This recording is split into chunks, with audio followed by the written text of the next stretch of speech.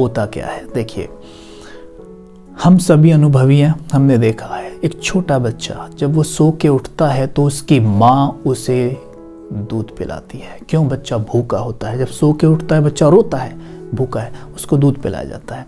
दूध ही पिलाती है ना माँ, और कुछ तो नहीं पिलाती। लाइक पॉइजन तो नहीं देगी ना उसको, दूध ही देगी ना। पॉइजन देगी तो क्या होगा? बच्चा, लेकिन दूध से हेल्थ मिलती है उसे। वैसे ही जब हम सवेरे सो के उठते हैं, मेरा मन जो ये बच्चा है, ये मेरा बच्चा है, इसे दूध पिलाइए। कैसा दूध? ज्ञान का दूध। ये बहुत भूखा होता है और इसे सवेरे सवेरे कुछ चाहिए उठते ही। इसीलिए तो ये हाथ करते हैं वैसे, व्हाट्सअप देख लें, चलो फेसबुक देख लें, वहाँ से कुछ उठा के दे देते हैं इसको। लेकिन ये पॉइजन है जो हम दे देते हैं, ये स्लो पॉइजन है, इसे मारता रहता है। फिर सवेरे सवेरे ऐसे इन्फो दे दी तो बच्चा क्या करेगा? रोता रहेगा। देखिए, करना क्या है, हमें इस बच्चे को हेल्दी फूड देना है सवेरे सवेरे।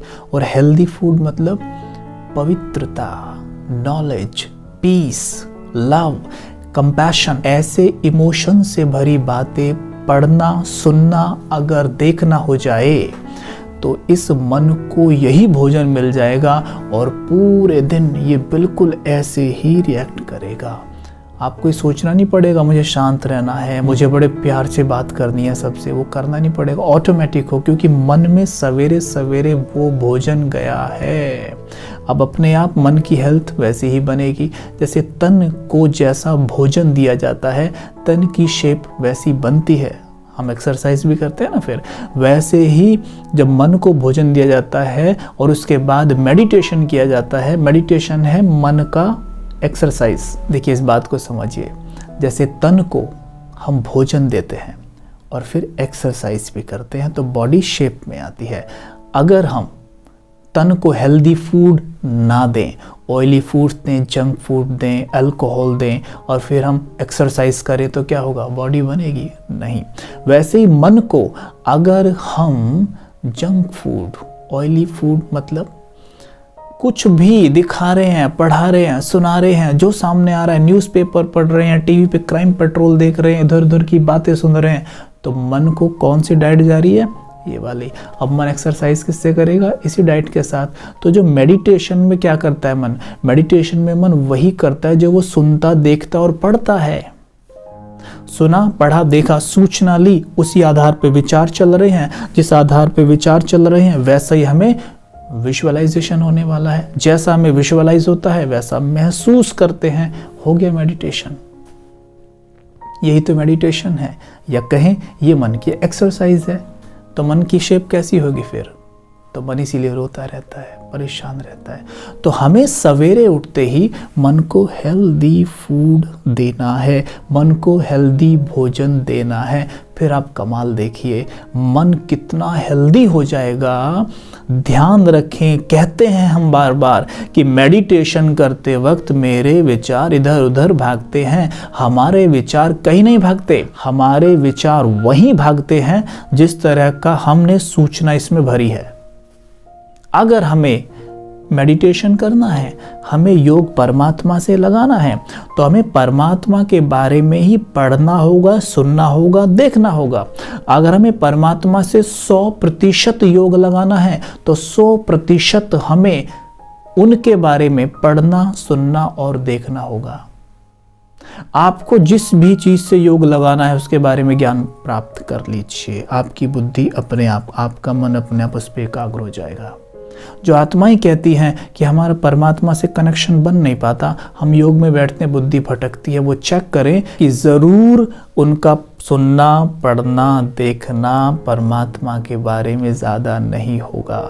अगर होगा भी ना तो बहुत थोड़ा होगा, और उसके अलावा वो इधर उधर की बातों से भी अपने मन को भर रहे होंगे। चेक करना है कि कितना प्रतिशत बाहर की बातों से भरा और कितना प्रतिशत परमात्मा के ज्ञान से भरा। अब देखिए, इतने ही प्रतिशत आपको परमात्मा याद आने वाले हैं और इतने ही प्रतिशत आपको वो बातें याद आने वाली हैं। तो अगर 100% हमने परमात्मा को याद करना है तो हमें 100% परमात्मा के बारे में ही सुनना, पढ़ना, देखना होगा। अपने आप हमारा योग हम ना भी याद करना चाहेंगे अपने आप। और सोचिए, आप जरा विचार कीजिए,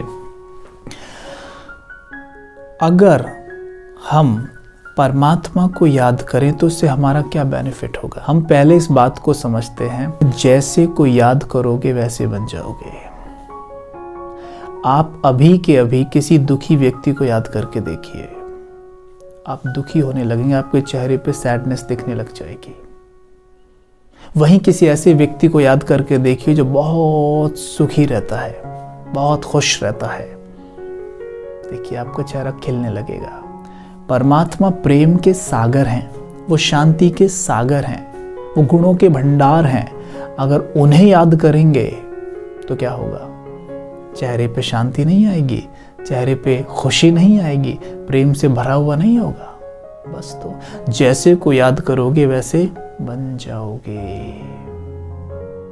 इस कहते हैं ना, संग तारे कुसंग बोरे, जैसे को याद करोगे वैसे बनना ही है, क्योंकि उधर से एनर्जी आपके मन में ट्रांसफर होना शुरू हो जाती है। जैसे कहते हैं ना कि किसी के अवगुणों का चिंतन करके देखो आप। अवगुण मतलब किसी में कोई बुराई है, उस बुराई के बारे में चिंतन करो, दूसरों से बातें करो, आप हैरान रह जाएंगे जानकर कि कुछ समय में आप देखेंगे कि जिन बातों के बारे में आप बातें कर रहे थे, उनके अवगुणों के बारे में कि ऐसे हैं, ऐसे ऐसे चलते हैं, ऐसे उठते हैं, ऐसे कोई कपड़े पहनता है, आप देखेंगे कि वही काम आप करने लगे हैं। ये होता है, उनसे योग लगाया, उनकी वही एनर्जी यहाँ प्रवेश की, मेरा उस पर चिंतन चला, मेरा वो संस्कार बन गया। वहीं जब मैं परमात्मा के बारे में विचार चलाता हूँ, परमात्मा की एनर्जी मेरे अंदर प्रवेश करती है, मेरे संस्कार जागृत होने लगते हैं, शांति, पवित्रता और प्रेम वाले, क्योंकि आत्मा का नेचर ही शांति, प्रेम और पवित्रता है।